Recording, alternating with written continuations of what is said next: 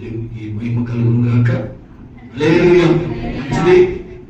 అత్యంత దేవుని కృపా కనికరం దేవుడు మన మీద చూపించాడు. మన దేవునికి మహిమ కలుగును గాక. బాగున్నాను వాళ్ళు దేవుని స్తోత్రం అన్నట్టుగా. హల్లెలూయా. మంచిది. దేవుడు మనందరినీ దీవించను గాక. మరి సమయం ఇచ్చినటువంటి సహోదరులకు ఉన్నారు. అలాగనే ఫిలిప్ గారికి, సుందరమ్మ గారికి హృదయపూర్వక వందనాలు తెలియజేస్తున్నాం. అలాగే ఎప్పుడు వచ్చిన వీళ్ళందరికీ, పెద్దలకు వచ్చిన వాళ్ళందరికీ కూడా నా హృదయపూర్వక వందనాలు తెలియజేస్తున్నాను. దేవుడు మనందరినీ దీవించి ఆశీర్వదించను గాక. ఆమేన్. హల్లెలూయా. మంచిది. వాక్య భాగంలోకి వెళ్దాం. పరిశుద్ధ గ్రంథంలోంచి తడువు చేయక వాక్య పట్టణంలోకి వెళ్దాం. 119వ కీర్తన పరిశుద్ధ భాగంలో నుండి 119వ కీర్తన చూద్దాం. 67వ వచనం. శ్రమ కలగక మునుపు నేను త్రోవ విడిచి తిని ఇప్పుడు నీ వాక్యమును అనుసరించి నడుచుకొనుచున్నాను. అలాగే 71వ వచనం. నేను నీ కట్టడలను నేర్చుకున్నట్లు శ్రమ నుండి ఉండుట నాకు మేలాయను. ప్రార్థన. పరిశుద్ధుడును ప్రేమగా మా ప్రభు తండ్రి, నీ శ్రేష్టమైన అమూల్యమైన పరిశుద్ధ నామానికి వేలాది వందనములు స్తోత్రం చేస్తున్నాం. నీ వాక్కులు వెల్లడి ఉడుతూనే వెలుగు కలుగును. తెలుగు వారు తెలుగునిచ్చేది ప్రశస్తమైన పరిశుద్ధమైన పవిత్రమైన నీ వాక్కుని స్థలంలో వెల్లడిపరిచి నాతో మాతో అందరితో నీ మాట్లాడి మహిమ నువ్వు మాట్లాడాలి. మేము దేవసి మేలు పొందాలి ప్రభు. నువ్వు మాట్లాడితేనే మాకు ఆశీర్వాదం. ఆశతో విశ్వాసంతో ఈ స్థలంలో కూడి ఉన్నాం. దేవాయసి మెల్లని స్వరంతో మీరు మాతో మాట్లాడు. ఈ దాసుడు ఆలకించుచున్నాడు, సెలవుమని దేవ సమయం చెప్పినట్లుగా నీ వాక్యం కొరకు ఎదురు చూస్తున్నాం. మాతో నాతో అందరితో నువ్వు మాట్లాడి మహిమయం ఘనత ఈ ప్రభావం నీవు మాత్రమే పొందుకు మమ్మల్ని ఆశీర్వదించమని యేసు నామములో ప్రార్థించి వేడుకుంటున్న మా పరమ తండ్రి. ఆమేన్. హల్లెలూయా. చాలా మంది దైవజనులకు అలాగే పెద్దలకు విశ్వాసులకు సంఘ పెద్దలకు చెప్తూ ఉంటారు, మా కుటుంబంలో మా వ్యక్తిగత జీవితంలో ఇలాంటి శ్రమలు ఉన్నాయి, కష్టాలు ఉన్నాయి, సమస్యలు ఉన్నాయి, ఇబ్బందులు ఉన్నాయి, మా కోసం ప్రార్థన చేయండి అని చాలా మంది బాధపడుతూ ఉంటారు. దేవునికి స్తోత్రం. ప్రార్థన చేయమనంటూ ఉంటారు. అయితే అసలు శ్రమలు ఎందుకు వస్తున్నాయి? శ్రమలు ఎందుకు రావాలి మనకి? అసలు దావీదు మహారాజు ఏం చెప్పాడు? శ్రమ రావడం నాకు మేలు అన్నాడు. హల్లెలూయా. అసలు ఎందుకు ఈ మాట అన్నాడు? అగ్నిలో పుటము వేయబడగా నాదు విశ్వాసము శుద్ధ సువర్ణమాయినే రూపించబడుని తేజోవాసుల స్వాస్యమందు నన్ను చేర్చుటే నీ నిత్య సంకల్పమా. నన్ను చేర్చుటే నీ నిత్య సంకల్పమా. తేజోవాసుల స్వాస్యమందు. హల్లెలూయా. హల్లెలూయా. మీ చెవులకి ముక్కులకి పెట్టుకున్నారే బంగారం. హల్లెలూయా. ఎంత ఘనత మీకు చేస్తుందో తెలుసా? అయితే దాని పుట్టుపూత్రం గురించి ఆలోచన చేస్తే ఏమండి, అది అగ్నిలో వేసి దాంట్లో ఉన్న మస్ట్ అంతా తొలగించి ఏమంటే మళ్ళా దాన్ని ఏం చేస్తారో సుత్తులతో కొట్టి కొట్టి సాగదీసి ఎలాగైతే దాని ఒక రూపాన్ని ఏర్పరిచి మీకు ఇస్తే మీరు చక్కగా తగిలించుకుని హాయిగా దేవుని స్తోత్రం చెప్పే మంచి ఘనత పొందుతున్నారు. హల్లెలూయా. అలాగే శ్రమలో కూడా మన జీవితంలో ఆశీర్వాదాన్ని కలుగు చేసేవే. దేవునికి స్తోత్రం. హల్లెలూయా. దేని విషయంలో చింతించవలసిన పని లేదు. శ్రమ వచ్చిందా, శ్రమ రావడం మనకి మేలు. దేవుడు మన జీవితంలో గొప్ప కార్యాలు చేయబోతున్నాడు. దావీదు మహారాజు అక్కడ మాట చెప్పాడు, శ్రమ రావడం నాకు మేలు, శ్రమ రాకముందు నేను త్రోవ తప్పి తిరుగుతున్నాను అని అన్నాడు. దేవునికి స్తోత్రం. అవునా? అలాగే 71 వచ్చినప్పుడు ఏమన్నాడు? నేను నీ కట్టడలను నేర్చుకున్నట్లు శ్రమ నంది ఉండుట నాకు మేలాయను. చూసారా? శ్రమలు వచ్చినప్పుడే ప్రార్థనకి పరిగెత్తుతాం. నేను స్తోత్రం చెప్పరే కదా. బైబిల్ గుర్తొస్తుంది, ప్రార్థన గుర్తొస్తుంది, దైవజనులు అక్కడ ఉన్నారు గుర్తొస్తారు. దేవుని స్తోత్రం చెప్పండి. దేవుడు కష్టం వచ్చినప్పుడే కాదు ప్రార్థన నీకు ఇష్టం వచ్చినప్పుడే కాదు ప్రార్థన. దేవుని స్తోత్రం. హల్లెలూయా. కాబట్టి దేవుడు కష్టాల గుండా మనం ప్రయాణం చేసేటట్లు చేస్తున్నాడు. అప్పుడు సంతోషం యొక్క విలువేంటో మనకు అర్థమవుతుంది. దేవుని స్తోత్రం. సరే, మంచిది. ఇప్పుడు ఎవరికి శ్రమ కలుగుతుంది? ఈరోజు దేవుడు మనతో మాట్లాడే మాట, ఎవరికి శ్రమలు కలుగును? పరిశుద్ధ గ్రంథంలో నుండి 4 విషయాలు, సుమారుగా 8 విషయాలు, సుమారుగా 5 విషయాలు చెప్పి నేను ముగిస్తాను. పరిశుద్ధ గ్రంథంలో నుండి సామెతల గ్రంథం 23వ అధ్యాయము, సామెతల గ్రంథం 23వ అధ్యాయము 29వ వచనం చదువుదాం. ఎవరికి శ్రమ, ఎవరికి శ్రమ, ఎవరికి దుఃఖము, ఎవరికి దుఃఖం, ఎవరికి జగడములు, ఎవరికి జగడములు, ఎవరికి చింత, ఎవరికి చింత, ఎవరికి హేతువు, ఎవరికి హేతువు లేని గాయములు, ఎవరికి మంద ఎవరికి మంద దృష్టి, ద్రాక్షరసముతో రొద్దు పుచ్చుకున్న వారికే కదా కలిపిన ద్రాక్షరసము రుచి చూడ చేరగోరు వారికే కదా ద్రాక్షరసము ఆ మిక్కిలి ఎర్రబడును జిగుల్లో తలతలలాడుచుండగను త్రాగుటకు రుచిగా ఉండగను దాని వైపు చూడొద్దు పిమ్మట అది సర్పము వలె గరుసును కట్లపాము వలె కాటువేయును విపరీతమైనది నీ కన్నులకు కనబడును నీవు వెర్రి మాటలు పలుకుతావు నీవు నడి సముద్రంలో పండుకొని వాని వలె ఓడకొయ్యి చివర వండుకొని వాని వలె ఉందువు. నిన్ను కొట్టినను నాకు నొప్పి కలగదు, నా మీద దెబ్బలు పడినా నాకు తెలియదు, నేనెప్పుడు నిద్ర మేలుకొందును మళ్ళా దాన్ని వెలుగుతాను అనుకుందు. దేవునికి స్తోత్రం. హల్లెలూయా. ఎవరికి దెబ్బలు తగులుతాయి, ఎవరికి కష్టాలు, కన్నీరు, బాధలు, శ్రమలు, దేవునికి స్తోత్రం. హల్లెలూయా. ద్రాక్షరసం ప్రొద్దుపుచ్చుకున్న వారికే కదా. ఒక ప్రాంతంలో ఏలూరు దగ్గర దెందులూరు అనేటువంటి ప్రాంతం ఉంది. ఆ ప్రాంతంలో మనకు సంఘం ఉంది. దేవునికి స్తోత్రం. ఒకసారి నేను అక్కడికి వెళ్ళి వాక్యం చెప్తున్నాను. ఇదే వాక్యం, నేను ఇక్కడ దాన్ని వివరించలేదు. దేవునికి స్తోత్రం. ఇలా చెప్తూ ఉంటే మైక్లో చెప్తూ ఎందుకులని పక్కకి పెట్టి నేను మాట్లాడుతున్నాడు వచ్చిన వాళ్ళతో. దేవునికి స్తోత్రం. అది అంత దూరాన్ని కూర్చున్నాడు అప్పుడు అరుగు మీద. రే, వీళ్ళందరినీ ప్రోత్సహిస్తావేంట్రా, ఆగితే మీకేంట్రా అని పెద్ద పెద్ద అంకులేసి ఎత్తున్నాడు. దేవునికి స్తోత్రం. అసలు వాడు గుర్తు నేను మాట్లాడలే, ఇక్కడ ఉన్న వాళ్ళ కోసం మాట్లాడుతున్నాను. ఈ లోపుగా ఇక్కడ ఎదుర్కొండ కూర్చున్న వాళ్ళ ఆవిడ గారే. దేవునికి స్తోత్రం. ఏంట్రా నువ్వు అందరినీ ప్రోత్సహిస్తున్నావా తెగబడమని అని పెద్ద పెద్ద కేకలేసేస్తున్నాడు. ఇప్పుడు ఈవిడి ముఖం మీద ఇలా సెగ్గేసుకుని అయి చచ్చినోడు ఇక్కడే ఉన్నాడా, ఈయన కొన్నోడు ఈయన వేసాడు అని అంటుంది. దేవునికి స్తోత్రం. ఇప్పుడు నేనేం చేయాలో తెలియట్లే, పెద్ద పెద్ద కేకలేసేస్తున్నాడు. 4 కుర్రోళ్ళు వేసారు, భూమికి వేసి పామేస్తామంటున్నారు. మీరేం చేయకుండా వదిలేయండి అన్నాను. దేవునికి స్తోత్రం. పెద్ద పెద్ద కేకలు. రే, నువ్వు వస్తావు కదా రోడ్డు మీద ఎంత చూస్తాను అంటున్నాడు. ఎవరో తాగేసినాడు. దేవునికి స్తోత్రం. అసలు అడిగి మాకు సంబంధం లేదండి. వచ్చిన వాళ్ళకి నేను వాక్యం చెప్తున్నాను. ఎవరికి శ్రమ, ఎవరికి కళ్ళాలాడు నాలుక, ఎవరికి మంద దృష్టి అని చెప్పి వాక్యం చదువుతూ ఉంటే వాడు రెచ్చిపోయి కేకలేస్తున్నాడు. సరే తర్వాత చూసుకుందాం, ఇక్కడ ప్రార్థన అన్నాను. దేవునికి స్తోత్రం. ఇంకా రెచ్చిపోతున్నాడు. దేవునికి స్తోత్రం. మొత్తం మీద ఆలయం తీసుకెళ్ళి ఏం కొట్టగానే ఏం చేయకుండా తీసుకోనన్నా తీసుకుపోయారు. అయిపోయింది. తర్వాత దేవునికి స్తోత్రం. వీళ్ళు అంటున్నారు ఆడు మామూలుడు కాదండి, ఆడు ఎక్కడన్నా షార్ట్ ముందు రాళ్ళు ఇసుగుతాడేమోనండి అన్నారు. వాళ్ళే ఏదైతే అవి ఉద్యోగం అంటే అబ్బాయి ఎక్కడే పడుకొని పొద్దునే తిరిగాను అంటున్నారు.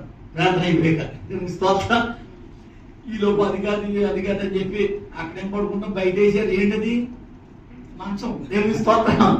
అయ్యేమో విమానం ఇందాక అన్నాను కదా, అలాగే హెలికాప్టర్ లాగా ఉంది. ఏంటయ్యి? దేవునికి స్తోత్రం. సైడ్ బోధి పక్కనే ఉంది. ఈ బాబు మీకైతే నిద్ర నాకు నిద్ర అమ్మా మీకు దాన్ని వెళ్ళిపోతా అంటున్నాను. దేవునికి స్తోత్రం. ఇలాగ మాట్లాడిన తర్వాత ఎలాగైతే చెప్పాను బయలుదేరిపోయాను. మొత్తం మీద ఆడు ఉంటాడేమో అనుకుంటానే వెళ్తున్నాను నేను. ఆడు ఎక్కడ కనపడలేదు. దేవునికి స్తోత్రం. సరే అయిపోయింది. కొన్ని రోజుల తర్వాత వాళ్ళ ఆవిడ గారు ఫోన్ చేసింది. దేవునికి స్తోత్రం. ఏంటమ్మా మా ఆయనగాడు ఉన్నాడు కదండి, మా ఆయన గారు అంటుంది. దేవునికి స్తోత్రం. మా ఆయనగాడు ఉన్నాడు కదండి అంది. ఎవరా మా ఆయనగాడు అన్నది. ఇంకెవడో మా ఆయనే అంది. దేవునికి స్తోత్రం.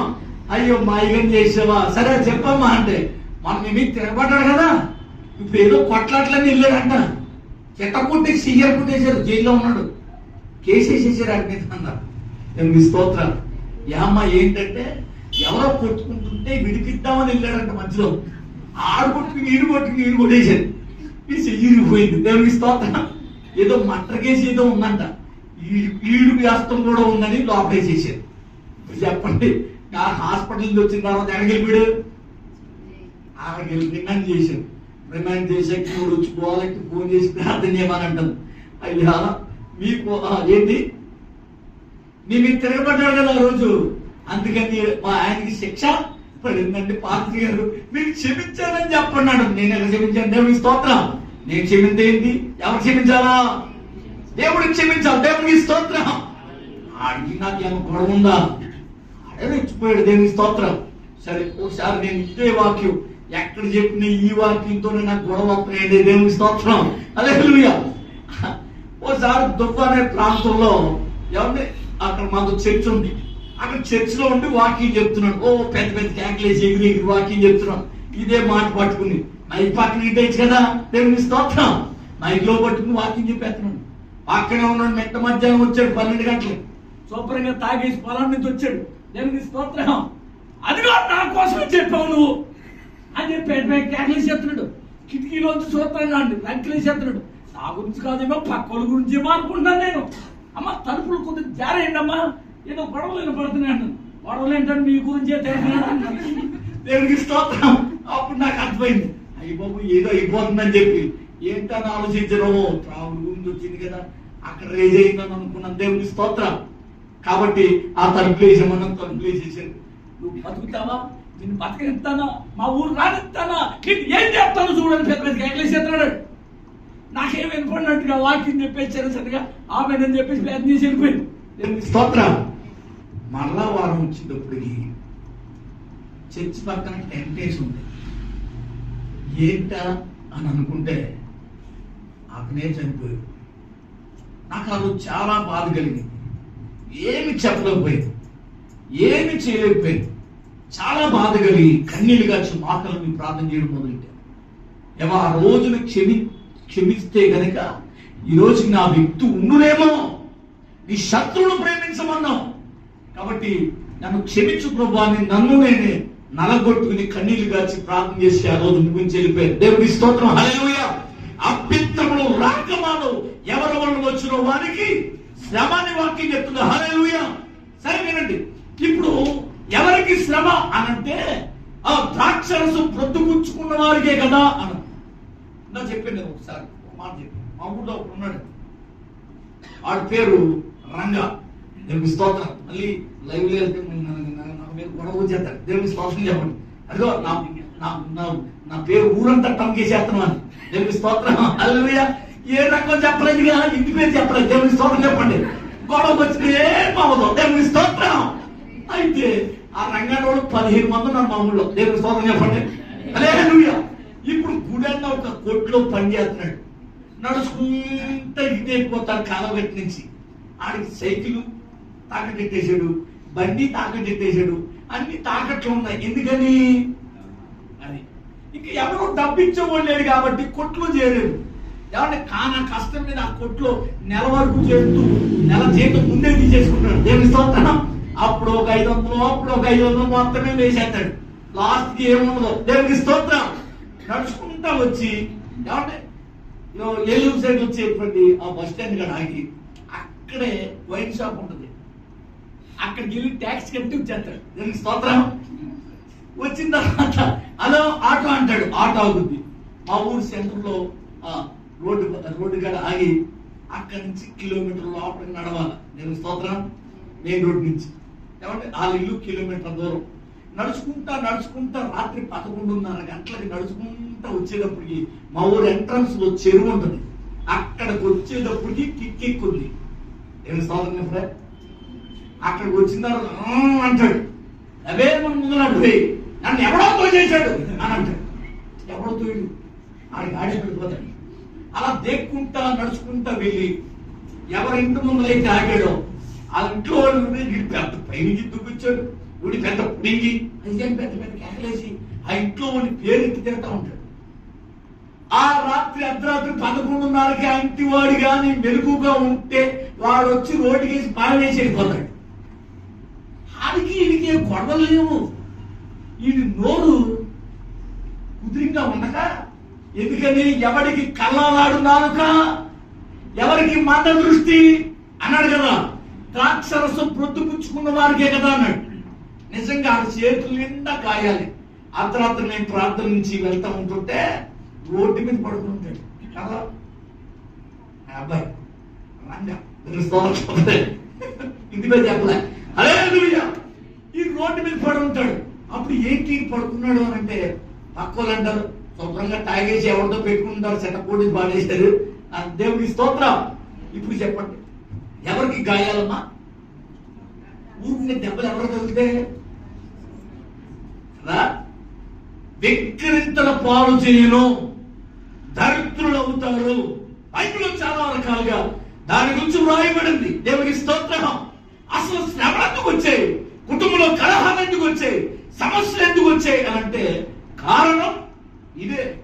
ఒక ఆవిడ మాస్టర్ గారండి, మా ఆయన గారిని మారలేదండి, చాలా తప్పదాగేస్తున్నాడండి, చాలా ఇబ్బందులకు గురి చేస్తున్నాడండి, మా కోసం ప్రార్థన చేయండి, మా ఆయన మారాలండి, ప్రార్థన కూడా వెళ్ళొద్దంటాడండి, మమ్మల్ని నన్ను చిన్నకు బాగా చేస్తున్నాడండి, పిల్లలు బాగా చేస్తున్నాడండి, అసలు మందిరానికి రావద్దంటాడండి, ఏం చేయాలో తెలియట్లేదండి అని వెళ్తుండే. అమ్మా మీ ఆయన గారు రావద్దన్నాడుగా, నువ్వు ఇంట్లోనే ఉండి ప్రార్థన చేయి. ఎందుకు మారణం చూద్దాం, దేవునికి స్తోత్రం. మేము కూడా ప్రార్థన చేస్తాం కాబట్టి నువ్వు ఇంటి దగ్గర ఉండి ప్రార్థన చేయని చెప్పావు. దేవునికి స్తోత్రం. అలాగే అని చెప్పి ఇంటికి వెళ్ళిన తర్వాత కొన్ని రోజులకి ఇంట్లో ఉన్న వస్తువులన్నీ తాకట్లేసాడు. దేవునికి స్తోత్రం. దేనికోసం? టైం పడిపోదు కదా, లేకపోతే ఈ షేక్ అయిపోద్ది. ఏది అది మీరు ఉన్న చోట ఉండరు, ఇటు ఇటు ఊగిపోతారు, కాలు ఎక్కిందంటే సైడ్కి వెళ్ళిపోతారు. దేవునికి స్తోత్రం. కాబట్టి పొద్దున్న లేచినట్టే ఇది పడాలి. దేవునికి స్తోత్రం. మళ్ళీ యూట్యూబ్ చూసారనుకోండి, నాకు బోర్డు కామెంట్లు వచ్చేస్తాయి. దేవునికి స్తోత్రం. హల్లెలూయా.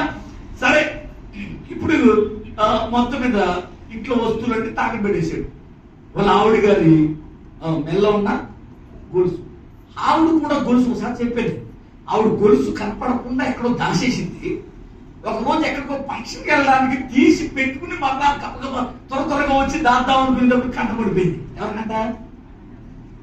అలా ఆయన చూసాడు. ఆవిడ మెల్ల ఉన్న దాన్ని ఏం చేశాడు, లాక్కుని ఎలాగైతే ఇవే అని చెప్పి కేకలేసి తీసుకుని వెళ్ళిపోతున్నాడు. పెద్ద గొడవ జరిగింది. 4 బాధలు బాధేశాడు. ఆయన ఇవి ఏడుతూ సతికిలి పడి ఏడుతూ ఆయన పట్టుకుని వెళ్ళిపోతున్నాడు. ఈలోపు తలుపు దగ్గరికి జారేసి మాకు ప్రార్థన చేస్తాడు. మా ఆయన తాగేసి ఉన్నాడు. అయ్యా ఎక్కడ పడిపోతాడో, ఏ లారీ గుద్దేద్దాం, మనిషి మంచోడే కానీ గుణం మాత్రం మంచిది కాదయ్యా. నా భర్త ఎలాంటివాడో, ఎంత అద్భుతంగా కుటుంబాన్ని పరిపాలించాడో, కానీ ఇప్పుడు ఇలాగైపోయినట్టు అని చెప్పి కన్నీలుగా చేరుతుంది. ఈలో వెళ్ళేవాడికంట ఏదో మర్చిపోయాడంట. మళ్ళీ వెనక్కి వచ్చేది. ఇది అలా ఆయన గారు వెనక్కి వచ్చేటప్పటికి తలుపు జారేసి మాట్లాడబడుతున్నాయి. ఎవడో లోపల ఉన్నాడు, ఆన్ని మా యావుని దెబ్బతో నరికేస్తానని చెప్పి రౌద్రుడైపోయి, ఏముందే లోపల ఇంకొకడు ఉన్నాడు కదా, రౌద్రుడైపోయి ఆ కుంభం దగ్గరికి వచ్చి చెవిటి తింటున్నాడంట. దానికి స్తోత్రం. అప్పుడు ఏసైకి ప్రార్థన చేస్తున్నాడు. ఎవరో ఆవిడ కన్నీళ్ళు కాచి ప్రార్థన చేస్తున్నాడు. పలానాసారి నా చెయ్యరు కొట్టేశాడయ్యా, పలానా రోజున నా పిల్లలు బాధేశాడు, నా పిల్లలు అది స్కూల్ ఫీజు కడుతుంటే ఆ డబ్బు అడిగిపోయాడయ్యా, ఆ ఇంట్లో ఈ ఇంట్లో పని చేసి తెచ్చినటువంటి డబ్బు మా ఆయన తాగేశాడు, నా పిల్లలు ఎగ్జామ్ రాయకుండా ఈ రోజున చదువు సంఖ్య లేకుండా రోడ్లు అట్టుకుని తిరుగుతున్నాడయ్యా, ఆ తోటోళ్ళు అద్భుతంగా మంచి మంచి స్కూల్లో వారు చదువుతున్నారయ్యా, ఎంత మంచి జ్ఞానం కలిగిన వారు నా పిల్లలు బలాదూరు అయిపోయారయ్యా అని కన్నీలుగా చేరుతుంది. స్తోత్రం. పలానా రోజున పలానా తాగట్టేసాడు, పలానా రోజున పలానా తాగట్టు పెట్టేశాడు, పలానా రోజున పలానాది అమ్మేశాడు అని చెప్పి ఏడుతూ చెప్పుకుంటుందండి. ఎవరికే తాగేసినట్టు ఏం చెప్తుంది, ఏమి అమ్మేసినట్టు తాగట్టేసినట్టు. దానికి స్తోత్రం. ఆ రోజు గడిపితే చాలు. దేవుని స్తోత్రం. హల్లెలూయా. అప్పుడు ఈ తలుపు పక్క నుంచి వింటున్నాడు చూసారా, ఆడు గుండి పగిలి కళ్ళప్పుడు ఏమవుతున్నాయి, నీళ్ళు వస్తున్నాయి. నేను స్తోత్రం చెప్పాలి. ఎన్ని నేనే చేశానా? నా కొడుకులు అనాథలు అయిపోయారు, వాళ్ళకి చదువు లేదు. అయ్యో నేను ఎలా బతికేవాడిని, ఏంటి నేను ఎలా అయిపోయాను, అసలు నా జీవితం నా కుటుంబాన్ని నేనే నా చేతులారా నాశనం చేసుకున్నానని చెప్పి ఏం చేస్తున్నాడు తలుపు దగ్గర వెంటనే తలుపు తీసి ఆవిడ మోకాల మీద కన్నీలుగా చేరుతుంటే అమాంతంగా ముందర పడిపోయి ఏడుతూ మొదలెట్టాడంట. చిచ్చి బ్రతుకంటూ ఉంటే నేను మళ్ళా త్రాగనని ఏడుతూ మొదలెట్టాడు. దేవునికి స్తోత్రం. హల్లెలూయా. ఎవరు కొట్టారండి? 4 దెబ్బలు ఆడేసి జైల్లో పాడేసినాడు. మారతాడా? మారడు. మళ్ళీ వచ్చాక మళ్ళీ మొదలెట్టేస్తాడు. దేవునికి స్తోత్రం. 4 పెద్ద మనుషులు తీసుకొచ్చి మధ్యలో కూర్చోబెట్టి తాగేద్దానని చెప్పండి అని అంటే అది ఏమన్నా వింటాడా? నువ్వు నాకు చెప్పేదేంట్రా, నీకన్నా పెద్ద మనిషి నేనే అంటాడు. దేవుని స్తోత్రం. 2 వేసాడంటే అందరికంటే ఆడే పెద్దోడు. దేవునికి స్తోత్రం. కాబట్టి ఎవరు మార్చారు? ఇప్పుడు దేవుడే మార్చాడు. దేవునికి స్తోత్రం. హల్లెలూయా. కాబట్టి ఎవరికి శ్రమను, ఎవరికి హేతు లేని గాయాలు అంటే ద్రాక్షరసం ప్రొద్దుపుచ్చుకున్న వారికే కదా అని అన్నాడు. Point number 1. పాయింట్ నెంబర్ 2, పరిశుద్ధ గ్రంథంలోంచి హబక్కూకు గ్రంథం చూద్దాం. హబక్కూకు గ్రంథం 2వ అధ్యాయం చూద్దాం. 2వ అధ్యాయము 9వ వచనం, 8వ వచనం. బహుజనముల ఆస్తిని నీవు కొల్లపెట్టి ఉన్నావు కనుక శేషించిన జనులు 9వ వచనం. తనకు అపాయము రాకున్నట్లు తన నివాసం బలపరుచుకొని తన ఇంటి వారి కొరకే అన్యాయముగా లాభము సంపాదించుకున్న వారికి శ్రమ. హల్లెలూయా. వీళ్ళని గమనించాలి. తన ఇంటి వారి లాభం కొరకే అన్యాయముగా లాభము సంపాదించుకున్న వారికి శ్రమ అన్నాడు. ఎవరికి శ్రమ? అన్యాయముగా లాభం సంపాదించుకున్న వారికి శ్రమ. ఈరోజు ఎంతమంది, ఎన్ని చోట్ల మనం చూస్తున్నాం లంచాలు లేకపోతే పనులు జరగవు. వాళ్ళు ఎంత చోట్లైనా, రాజకీయవేత్తలైనా, పేరు పెట్టలేండి, దేవుని స్తోత్రం చెప్పండి, వాళ్ళు తీసుకెళ్ళినాడేస్తారు. దేవుని స్తోత్రం. హల్లెలూయా. రాజకీయ నాయకులైనా, అధికారులైనా, డిపార్ట్మెంట్, ఏ డిపార్ట్మెంట్ అయిన ఈ రోజున లంచం లేకుండా పనులు చేయట్లేదు. అన్యాయంగా లాభము సంపాదించుకున్న వారికి శ్రమ. ఆ బంధువుల్లో ఆవిడుంది. ఆవిడ వడ్డీకి వడ్డీ, చక్ర వడ్డీ, భూచక్ర వడ్డీలు కూడా వాళ్ళకి వేసి లాగేసేది. దేవుని స్తోత్రం. హల్లెలూయా. మళ్ళీ వార్త అంటే మళ్ళీ మాకు పెద్ద గొడవ వచ్చేస్తాయి. దేవుని స్తోత్రం చెప్పడం జరిగిన సంగతి చెప్తున్నాను, అది కట్టేస్తాను. దేవుని స్తోత్రం. హల్లెలూయా. ఇప్పుడు ఇన్ని చేసి అంతా చక్కగా జరుగుతుందని అని అనుకునే టైంకి వాళ్ళ అమ్మాయికి క్యాన్సర్ వచ్చింది. కాబట్టి ఎన్నో హాస్పిటల్కి తిప్పారు. ఈవిడ సంపాదించుకున్న లక్షల రూపాయలంతా కూడా ఏమైపోయింది? ఎక్కడ పోసేసింది? హాస్పిటల్కి పోసేసింది. ఎన్ని లక్షలైనా నా కుమార్తెని బ్రతికించుకుంటాను, ఎన్ని లక్షలైనా నేను కడతానని చెప్పి అంది. చాలా లక్షలు ఆ హాస్పిటల్, ఈ హాస్పిటల్, అక్కడ ఇక్కడ ఎక్కడెక్కడికో తిప్పింది. అలాగనే వాళ్ళ వ్యాపారం నష్టం వచ్చింది, రొయ్య చెరువు నష్టం వచ్చింది, ఒక్కొక్కటి దెబ్బలు తగులుతున్నాయి. అన్యాయముగా సంపాదించిన లాభాన్ని బట్టి శ్రమలు వారి ఇంటిని ఆవరించేసాయి. ఒకరోజు చూడడానికి వెళ్ళలేదు. దేవుని స్తోత్రం చెప్పరే. హల్లెలూయా. ఆఖరి సూపులోకి వెళ్ళాను. దేవుని స్తోత్రం. ఆఖరి సూపులో చూస్తారు కదా అందరం. అలాగే నేను ఇప్పుడు సరే ఉంటానమ్మా అని వచ్చేస్తాం కదా. అలాగే వెళ్ళాక వాళ్ళు ప్రార్థన చేయించుకునే వాళ్ళు కాదు.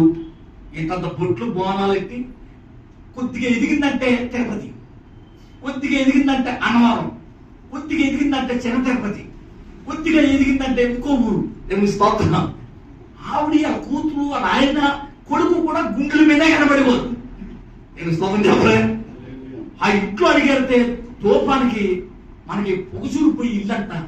నేను స్తోత్రం. పొగసూరు పోయి కాసేపు ఉంటే మనకి ఆ టైప్ లో ఉండేది. హల్లెలూయా. తప్పక ఆ ఇంట్లో అడిగెట్టాను. దేవుని స్తోత్రం. ఈ లోపు ఏం జరిగిందనంటే, సరే చూసాం కదా, 4 పల్లెకి వెళ్ళాం అని పెట్టాం. మా ఆవిడే లేదు. సరే ఉంటామండి అని వచ్చేస్తున్నాం. ఒక్క మాట అంది ఆవిడ, మీరు పాస్టర్ గారు కదండి, ఒక చిన్న ప్రార్థన మా అమ్మాయి కోసం చేయండి అని ఏడుతూ చతికిలు పడిపోయింది. దేవుని స్తోత్రం. అడగకపోతే మనం ఏం చేస్తాం. ఎన్ని మాటలు దేవుడి గురించి మాట్లాడారో. హల్లెలూయా. ఆ తప్పులు ఒప్పుకోవడం కొరకు ఈ శిక్ష పెట్టాడేమో వాళ్ళకి. హల్లెలూయా. అప్పుడు నేను చెప్పిన మాట తెలుసా, అన్యాయముగా లాభము సంపాదించుకున్న వారికి శ్రమని నేను చదివే గ్రంథంలో బైబిల్లో వ్రాయబడి ఉంది. మీరు దేవుని దగ్గర ఒప్పుకోండి. అన్యాయంగా సంపాదించినటువంటి జక్కయ్య, వట్టి జక్కయ్య ఏమన్నాడు తెలుసా, ఎవరి దగ్గర అన్యాయంగా సంపాదించాను దానికి ఇచ్చేస్తాను అన్నాడు. హల్లెలూయా. మీరు ఒప్పుకుంటారా? అప్పుడు ఎవరి వాళ్ళ కష్టాలు, వాళ్ళ ఇంట్లో ఉన్న సామాను కూడా బయట ఏం చేసింది ఇది. నేను స్తోత్రం. ఆయన గారు ఊరుకోగా పోన్లే, ఏడు పోన్లే అని చెప్పి పెద్ద గొడవ చేసి సూర్యకాంతం అక్కడ రెచ్చిపోయి అవన్నీ బయట ఏం చేసి దేవునికి స్తోత్రం. 2-3 ఘటనలు జరిగాయి. కాబట్టి వీళ్ళని గమనించాలి. ఇలాంటి వాళ్ళ ఇబ్బందుల్లో, శ్రమల్లో, సమస్యల్లో చాలా వ్యాపం పడ్డారు. దేవునికి స్తోత్రం. దేవునికి మహిమ కలుగు. దానికి మార్పు వచ్చింది, వాక్యం వినాలని వచ్చింది. దేవునికి స్తోత్రం. హల్లెలూయా. హల్లెలూయా. ఇదే కంగారు పడకండి. దేవుని వాక్యం అది కూడా ఏంటది మీకేనా? దానికి కూడా వాక్యం కావాలా? దేవుని స్తోత్రం చెప్పలే. హల్లెలూయా. సరే మంచిది కదండి. అసలు విషయానికి వచ్చేద్దాం. ఇప్పుడు ఆవిడకి చెప్పి వాక్యంలో 2 మాటలు వివరించి అప్పుడు తైలం పట్టుకుని ప్రార్థన చేయడం మొదలెట్టారు. కన్నీళ్లు గాచి ప్రార్థన చేస్తా ఉండగా దేవునికి స్తోత్రం. హల్లెలూయా. దేవుడు అద్భుతమైన కార్యం జరిగించాడు. 4 రోజుల్లో ఆవిడ రికవర్ అవ్వడం మొదలుపెట్టింది. కొట్టడం తప్పగట్టిగా. హల్లెలూయా. డబ్బు అక్కడికి రాలే. డాక్టర్లు వైద్యులు లేదన్నారు. దేవునికి అసాధ్యం లేదు. దేవుడు అద్భుతమైన కార్యం జరిగించాడు. ఇప్పుడు ఆమె చాలా సంతోషంగా ఉంది. పట్టణ తప్పగట్టిగా. ఒక కూతురు హాయిగా ఉన్నారు, చక్కగా వ్యాపారం చేస్తున్నాడు. దేవునికి స్తోత్రం. హల్లెలూయా.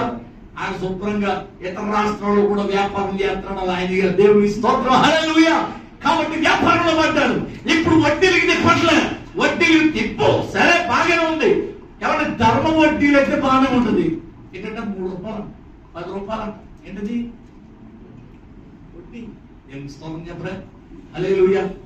వాళ్ళకేమో అవసరం మీ దగ్గర ఉంది, వాళ్ళకి ఇస్తే వాళ్ళ అవసరం తీరద్ది. దేవునికి స్తోత్రం. తీరినప్పుడు ఏం చేయాలి? మనం సహాయం చెయ్యాలి. ఇప్పుడు అన్యాయముగా లాభం సంపాదించుకోవాలని వాళ్ళు ఇచ్చారు కదా, ఇబ్బందులు పడ్డారా లేదా? ఇప్పుడు కొంత సమయం పెట్టినా ఊరుకోకుండా వాళ్ళ ఇబ్బందులకు గురి చేసినందువల్ల వాళ్ళ కుటుంబం అంతా సఫర్ అయ్యారు. లక్షల రూపాయలు తగలబెట్టారు. అయినా ఒక్క ప్రార్థన ద్వారా దేవుడు అద్భుతాన్ని జరిగించారు. హల్లెలూయా. కాబట్టి పిల్లలు గమనించారు. అన్యాయముగా మనం ఏదైనా లాభం సంపాదించాలని అనుకుంటే ఖచ్చితంగా వాళ్ళకి శ్రమ కలుగుద్దని బైబిల్ చెప్తుంది. కాబట్టి పిల్లలు గమనించాలి. అన్యాయముగా లాభము సంపాదించుకునే వారికి శ్రమ. ఆ అన్యాయముగా అంటే లంచం తీసుకున్న శ్రమ అని వాక్యం చెప్తుంది. కాబట్టి జాగ్రత్తగా వాక్యాన్ని పరిశీలించి వాక్య ప్రకారం నడవాలని కోరుతున్నాం. యెషయా గ్రంథం 30 అధ్యాయము 1వ వచనం. 3వదిగా చూద్దాం. యెషయా గ్రంథం 30 అధ్యాయము 1వ వచనం.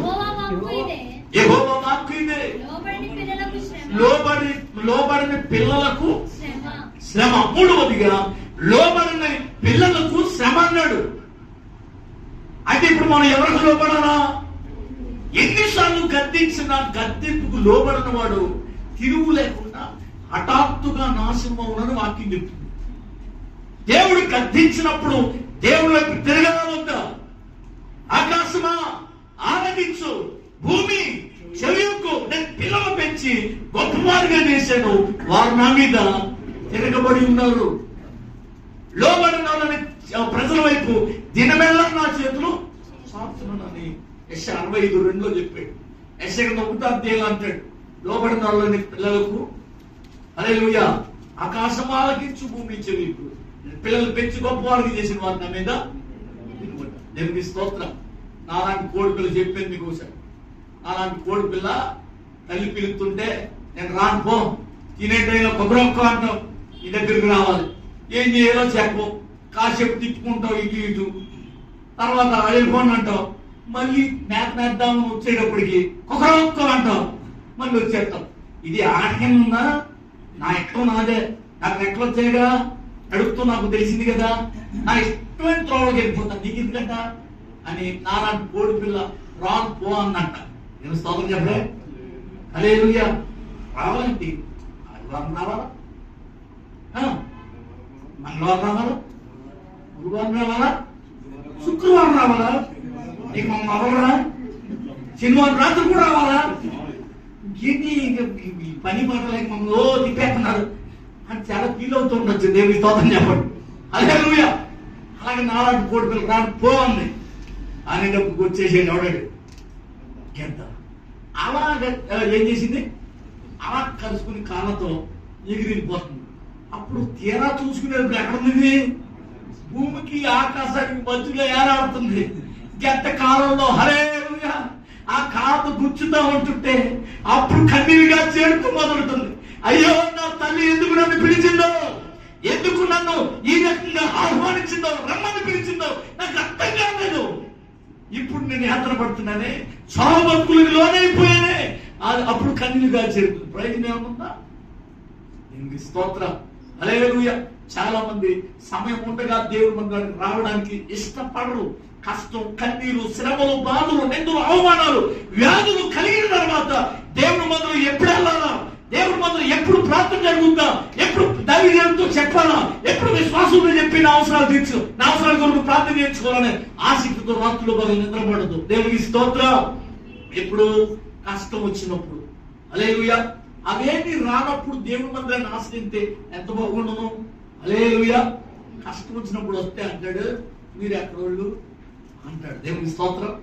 ఒక మాట చెప్పనా, అప్పుడు ఎలక్షన్ లో నాయకుడు వచ్చి మన ఇంటికి ముందుకు వచ్చి, అమ్మా నాకు ఓటేయిందమ్మా, నీకు ధనం, నీకు ఏ పని కావాలంటే ఆ పని చేసి పెడతాను అన్నాడు కదా అన్నాడు.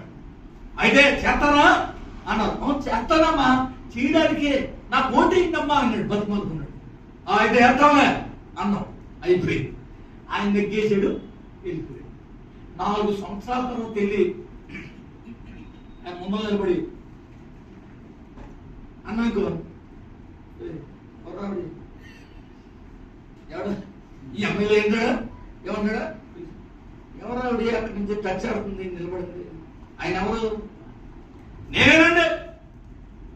ఆ రోజు వచ్చారు కదా ఇంటికి కనెక్ట్ ఏమన్నాడా, 300 మంది ఇలా తిరిగిందా, ఎవరు నువ్వు చెప్పు, ఎవరు, ఎక్కడ, ఏంటని అంటాడు.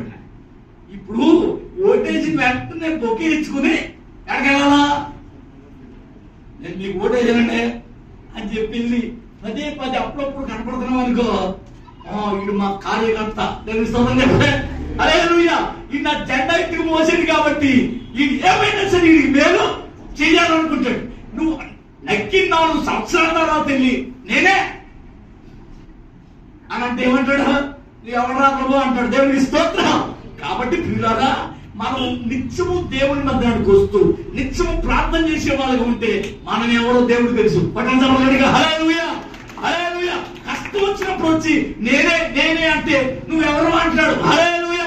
అది కూడా లోపడున్నాడని ప్రజల వైపు తినమెల్లా నా చేతులు చదువుతుంది. లోపడున్న వాళ్ళని పిల్లలకు శ్రమ అన్నాడు. ఇప్పుడు ఎవరికి లోపడాలా? దేవునికి లోపడాలి. ఎరగబడితే ఏమంటే నిత్యంగా ఖడ్గం పాలవుతాం అన్నాడు యెషయా 1వ అధ్యాయంలో. హల్లెలూయా. సమ్మతింపక తిరగబడిన ఎడల నిత్యంగా ఖడ్గం పాలవుతాడు అన్నాడు. ఖడ్గం అంటే డాక్టర్ దగ్గరికి వెళ్ళానుకో కోసేయాలంటాడు, ఆపరేషన్ చేసేయాలంటాడు. దేవుని స్తోత్రం. కాబట్టి అదే దేవుడు మాట అనుకో, భూమి యొక్క మంచి పదార్థములను భుజింపనిత్తును అన్నాడు. దేవుని స్తోత్రం. హల్లెలూయా. కాబట్టి పిల్లలు గమనించాలి, ఆ లోబడిన పిల్లలకు శ్రమని వాక్యం చెప్తుంది. నెక్స్ట్ మరొక మాటలోకి వెళ్ళిపోతుంది. మత్తయి సువార్త 18వ అధ్యాయం 17వ వచనం. మత్తయి సువార్త 18వ అధ్యాయము 7వ వచనం. సమయం అయిపోయింది. అభ్యంతరముల వలన లోకమునకు శ్రమ, అభ్యంతరములు రాక తప్పవు గాని ఎవని వలన వచ్చును మనుషునికి ఆ మనుషునికి శ్రమ. దేవునికి స్తోత్రం. హల్లెలూయా. నా చెప్పాను కదా, అభ్యంతరములు రాకమాను ఎవరు వచ్చునో వారికి శ్రమ అని వాక్యం చెప్తుంది. పిల్లలు గమనించాలి. ఎవరి సేవకు ఆటంకపరిచేవారు చాలా జాగ్రత్త కావాల్సింది. సేవ సువార్తను ఆటంకపరిచేవారు చాలా మంది ఇబ్బందులు పడుతున్నారు. వారు తప్పు తెలుసుకుని దేవుణ్ణి నమ్ముకుని ఆయన సేవ చేస్తున్నారు. దేని సొంతం చెప్పలే హల్లెలూయా. 30 తిప్పలని 3 చెరువులు తాగి తర్వాత యేసే నిజమైన రక్షకుడని సువార్త చేస్తున్నారు. హల్లెలూయా. వినండి, ఒక ఊళ్ళో ఒక ఆయన దేవుని నమ్మి దేవుని స్తోత్రం దేవుడు చేసిన కార్యాలు బట్టి మాకు స్థలం ఇస్తారన్నాడు మందిరానికి. నేను స్తోత్రం చెప్పలే. ఎవరిస్తారండి స్థలం మందిరానికి? ఇస్తారా? నేను స్తోత్రం చెప్పలే. హల్లెలూయా. ఇలాంతా ఉండాలి కానీ దేవుడికి మాత్రం స్థలం ఉండదు. ఆ గదులు ఈ గదులు మొత్తం అంతా డోలు ఎత్తాం కానీ దేవుడు మాత్రం ఇంట్లో లేచి ఉంటుంది. దేవుడికి స్తోత్రం. లేచి ఇల్లంతా అయిందే కదండి. ఎక్కడైనా దేవుడే ఉంటాడని అంటే కదా. దేవుడికి స్తోత్రం. ఒక ఇంట్లో ఒక పక్కన ఒక ప్రత్యేకత ఉండాలి. ఎవరికే? దేవుడు. దేవుడికి స్తోత్రం. హిందువులు పూజ గది పెట్టుకుంటారు. మనమే శుభ్రంగా లేచిందే పరుగనట్టు ప్రతి ఇంట్లో ప్రతి గదిలోనూ లేస్తాం. నేను స్తోత్రం చెప్పలే. అందుకునే దేవుడి కుటుంబాన్ని ఎన్నుకున్నాడు. నేను స్తోత్రం చెప్పలే.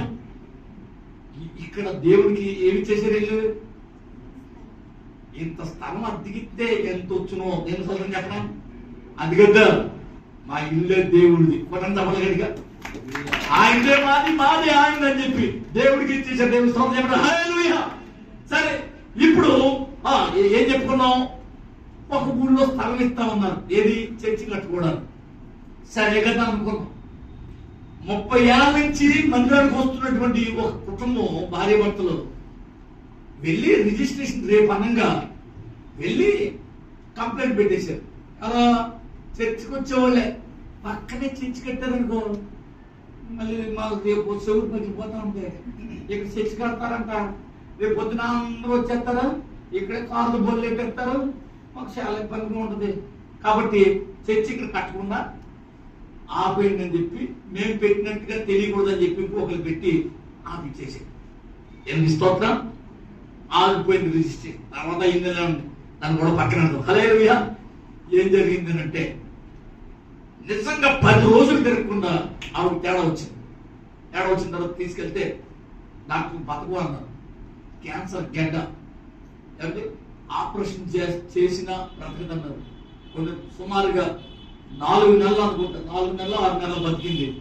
ఆవిడ చనిపోయింది. అప్పుడు ఒప్పుకుంది. అప్పుడు దాకా మాకు తెలియదు. ఇప్పుడు దాకా వాళ్ళ అబ్జెక్షన్ పెట్టినట్టు మాకు తెలియదు. అమ్మగారు ప్రార్థన చేసి వాక్యం చేస్తే దేవునికి స్తోత్రం. హల్లెలూయా. ఇదే వాక్యం వచ్చింది. ఏ వాక్యం? మత్తయి సువార్త 18:7 అభ్యంతరములు రాకమాను ఎవరి వల్ల వచ్చిన వానికి శ్రమ అన్నాడు. ఏంటి అభ్యంతరాలు అంటున్నాడు? దేవుని వ్యతిరేకమైన పనులు ఏమైనా చేశారా మీరు అని అంటే అప్పుడు కన్నీళ్లు గాచి మోకాళ్ళ మీద పడి ఏడుతూ మొదలెట్టింది. రేపు మాకు చనిపోతానండి. బుద్ధి గడ్డి తిని చర్చి కట్టకుండా అబ్జెక్షన్ చేశానండి, అందువల్లే నాకు ఈ వ్యాధి వచ్చిందేమోనండి అని కన్నీళ్లుగా చేర్చింది. ఆయన నాకు దేవుడు ప్రలోభం ఇచ్చేటట్టు ప్రార్థన చేయండి అని ఏడ్చింది. కానీ సంఘమంతా ఏడ్చారు, కానీ దేవుడు ఏమాత్రం క్షమించలేదు. దేవుడికి స్తోత్రం. వీళ్ళని గమనించాలి. కాబట్టి అభ్యంతరములు రాకమాను ఎవరు వచ్చిన వానికి ఇంకా చెప్పాను కదా, నువ్వులో ఒక అతను ఇలా చెప్పాడు అని చెప్పి అబ్జెక్షన్ చేశాడు. తర్వాత నెక్స్ట్ దేవుడు అతను లేకుండా దేవుడికి స్తోత్రం. హల్లెలూయా. వీళ్ళని గమనించాలి. అలానే మా మేనమావులు ఉన్నారు. మా మేనమావు మా ఇంటి పక్కన మాకు సుమారుగా 50 కోట్ల ఆస్తి ఎక్కడైతేనే హైకోర్టులో ఉంది. జయరాజు గారికి అందరికీ తెలుసు, మరి సుందరమ్మ గారికి హైకోర్టులో ఉండాలి. అయితే ఎన్నో సంవత్సరాలు వీళ్ళు కూడా ఉంది కోట్ల ఆస్తి. చెప్పాను కదా, ప్రార్థన మొదలెడితే వచ్చేసేవారు గొడవకి. ఎక్కడ పెద్ద గొడవ చేసేవారు. కాబట్టి వీళ్ళు అలా గమనించండి, చాలా ఇబ్బందులు పడ్డారు. ఇప్పటికీ కూడా వాళ్ళకి శ్రమలు మాత్రం అక్కడ పెద్ద ఇల్లు ఉంది కానీ దాంట్లో ఎవరో ఒకటే ఒక ఫ్యామిలీ ఉంది. దీనికి స్తోత్రం. హల్లెలూయా. కాబట్టి అభ్యంతరములు రాక మానవు. ఎవరి వల్ల వచ్చిన వానికి రెండంచెలు గల ఖడ్గం వాక్యం. చాలా జాగ్రత్తగా ఉండాలి. ఆస్వాదించామా దేవుడు మనం ఎక్కడ పెట్టాలో అక్కడ పెట్టాలి. అబ్జెక్షన్స్ చేసామా ఎక్కడికి పంపించాలో బాగా గమనించాలి. దేవునికి స్తోత్రం. హల్లెలూయా. నెక్స్ట్ మరొక మాట యెషయా 31వ అధ్యాయము 1వ వచనం. యెషయా 31వ అధ్యాయము 1వ వచనం.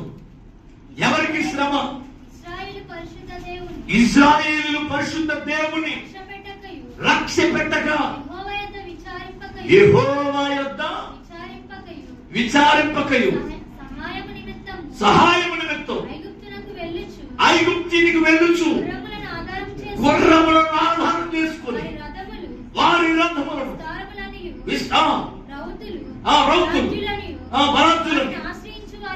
వారిని ఆశ్రయించు వారికి శ్రమ. హల్లెలూయా. లోకాన్ని, లోకంలో ఉన్న వాటిని ఆశ్రయిస్తే వాళ్ళకి శ్రమ అన్నాడు. ఎందుకు స్తోత్రం.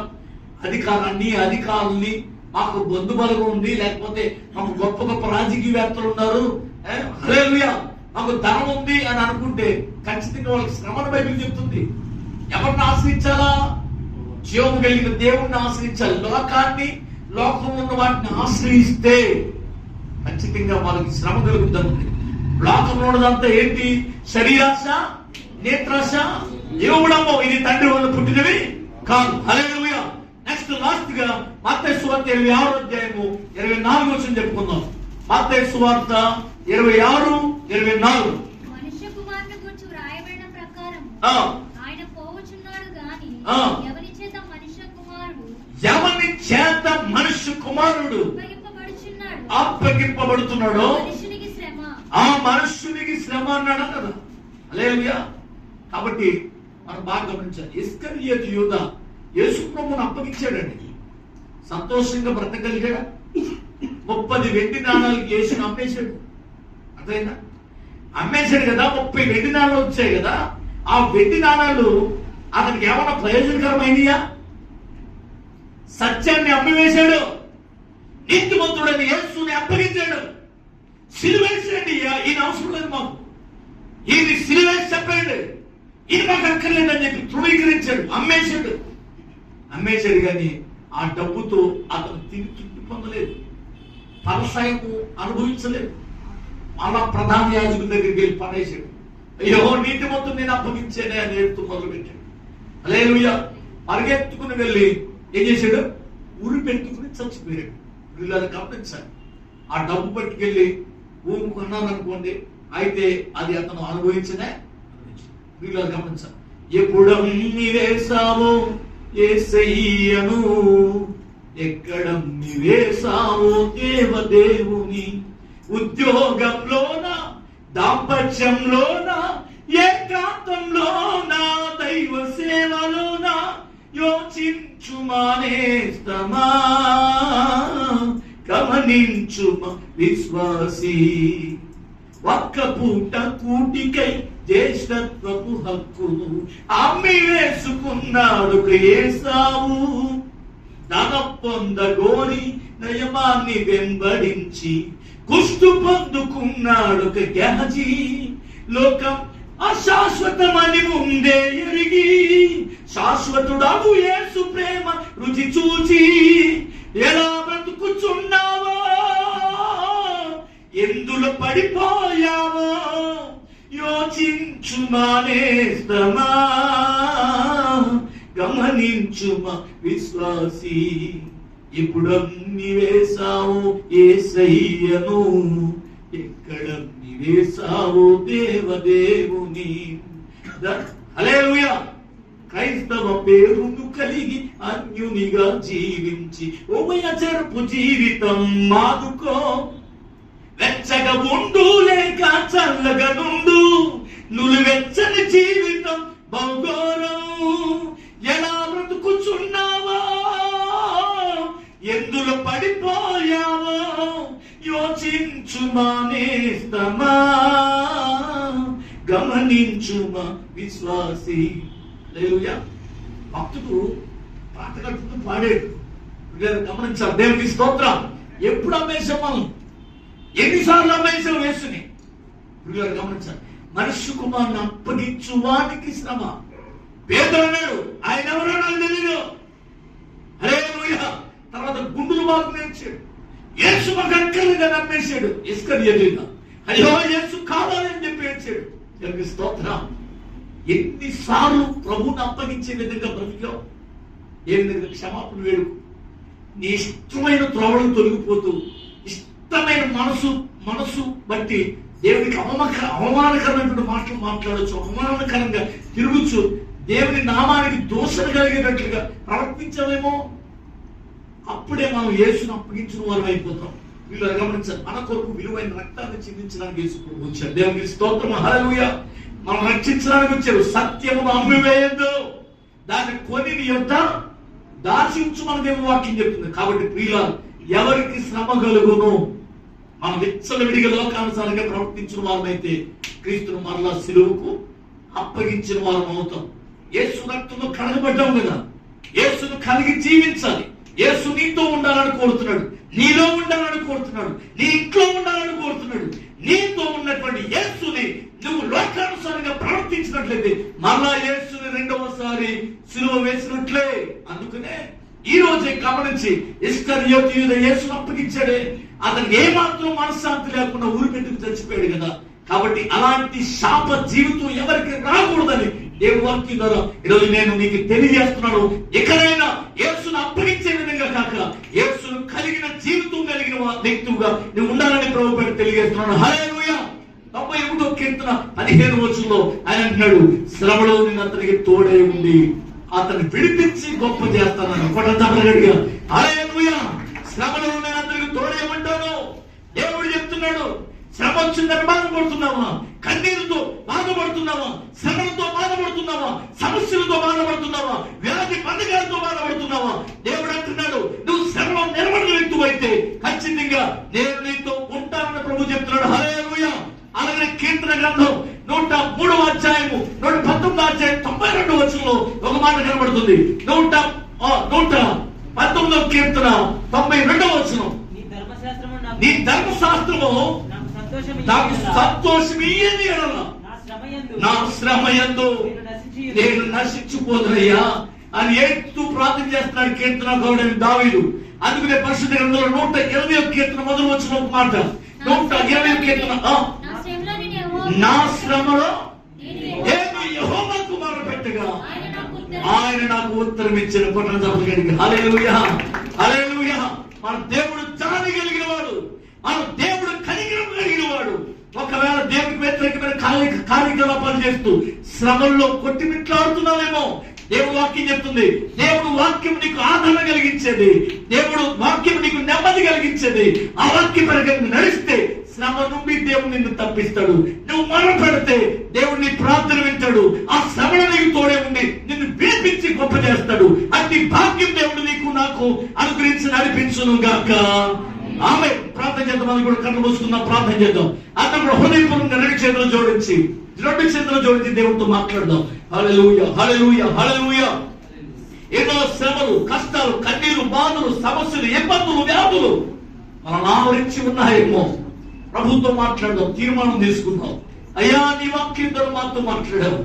ఎందువల్ల శ్రమలు మమ్మల్ని ఆవరించాయో మాకు అర్థం కావట్లేదు. అయ్యా, ఈరోజు భక్తుల ద్వారా మాట్లాడించావు, ఈరోజు నీ వాక్యం ద్వారా మాట్లాడావయ్యా.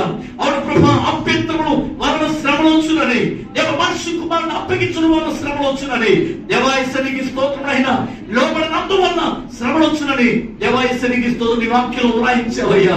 అవును ప్రభానికి స్తోత్రమైన, ఓ దేవాయసనికి స్తోత్రమైన దేవస్య దుర్వ్యాపారం వల్ల శ్రమలు వచ్చునని, దేవస్య వ్యసనాల వల్ల శ్రమలు వచ్చునని ఈ వాక్యంలో పొందుపరిచావు. అవును ప్రభానికి స్తోత్రమైన, ఒకవేళ మా మాటలో, మా చూపులో, మా ప్రవర్తనలో, మా ఆలోచనలు నీకు వ్యతిరేకమైన కార్యకలాపాలు ఉన్నాయేమో, ఈ రోజు నా దేవస్య క్షమించమని విశ్వాసంతో ప్రార్థన చేస్తున్నాం. హల్లెలూయా. హల్లెలూయా. హల్లెలూయా. కట్టవైపుతో ప్రార్థన చేద్దాం, కన్నీటితో ప్రార్థన చేద్దాం. దేవుడు మన వరాలకు ఇచ్చేవాడు, మన ప్రార్థనకు జవాబు ఇచ్చేవాడు. ఖచ్చితంగా మన కన్నీటిని నాంతిగా మార్చబోతున్నాడు. మన నిందలు, బాధలు, శ్రమలు, వ్యాధులు తొలగించబోతున్నాడు. శ్రమలన్నిటి నుంచి విడుదల కలిగిస్తానంటాడు. శ్రమ రావడం నాకు మేలు, శ్రమ రాకముందు నేను త్రోవ విడిచాను భక్తులు చెప్తున్నాడు. త్రోవ విడిచి తిరుగుతున్నటువంటి గుంపులో ఉన్నామేమో, ఈ రోజైనా తీర్మానం తీసుకో. నేను దేవ శ్రమలో ఉన్నాను, నాకు తోడే ఉండాలి. శ్రమలో ఉన్నాను, నీ ధర్మశాస్త్రం నాకు ఆదరణ కలిగించేది. శ్రమలో ఉన్నాను, నా పరానికి ఇచ్చయ్యా అని ప్రభువుని వేడుకుందాం. ఖచ్చితంగా ఆయన మన ప్రార్థన ఆలకిస్తాడు. హల్లెలూయా, హల్లెలూయా, స్తోత్రం, స్తోత్రం, హల్లెలూయా. నా వేదనలో వెదకితిని శ్రీ యేసుని పాదాలను, నా మనసులో కోరితిని నీ రూపమునే, దీనుడనై నీ రూపమునే, దీనుడనై నా వేదనలో వెదకితిని. వెకుజామున విలపించితినే నా పాపములో వ్యసనములో, ఓదార్చుము విసుగుండక నీ కృపలో నా ప్రభువా. యేసయ్యా, ఓదార్చుము విసుగుండక నీ కృపలో నా ప్రభువా. నా వేదనలో వెదకితిని శ్రీ యేసుని పాదాలను, నా మనసులో కోరితిని నీ రూపమునే, దీనుడనై నీ రూపమునే, దీనుడనై నా వేదనలో వెదకితిని. హల్లెలూయా, స్తోత్రం, స్తోత్రం. ప్రార్థన చేద్దాం. అందరూ కూడా హృదయపూర్వకంగా విశ్వాసంతో ప్రార్థన చేద్దాం. దేవుడిని క్షమాపణ వేడుకుంటూ ప్రార్థన చేద్దాం. ఖచ్చితంగా మన ప్రార్థనని దేవుడు జవాబు ఇవ్వబోతున్నాడు.